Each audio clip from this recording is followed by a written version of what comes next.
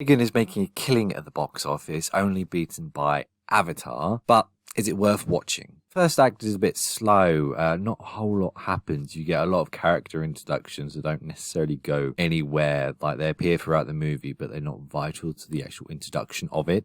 The movie only starts going when Megan is actually introduced, but that is only in the second act. And as soon as she's introduced, you are completely hooked. It is awesome. She is creepy, she's kind of unsettling, and it really works in its favor. The chemistry between her and Katie is probably what drives the film. It's just so good. Like, every single time they're on screen, it's just amazing, and you really feel the connection between these two characters.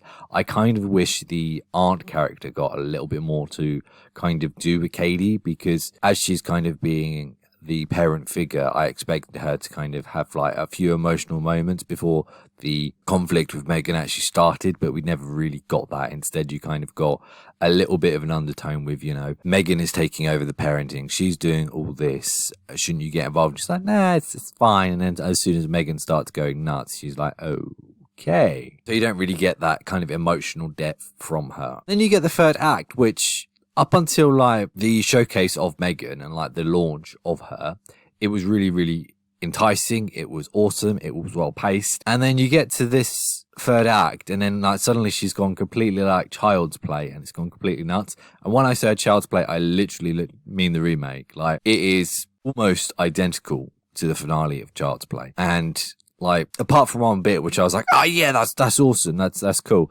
Like, she doesn't do the stuff that she has been doing, if that makes sense. Like, when she attacked the kid, she was crawling on her all fours. She was kind of being very robotic. Like, there was no humanity there whatsoever. But like, when she starts killing in like the final act, and like she's going after Katie and the aunt, like she's completely walking on two. She's not like doing anything. She's fighting like a normal person, and it's just a bit weird and a bit off. I think this movie is a good movie though, and it's definitely worth a watch. It's making a hell of a lot of money in the box office, and rightly so, because it is a pretty decent movie. It just doesn't have the emotional impact that resonated with me, and I think the finale was a bit rushed. But we are getting a Megan at 2.0 in 2 years, which I'm very excited for, and I hopefully, given that there is quite a lot of time between the two, they can write out all the kinks and actually make it a very interesting story.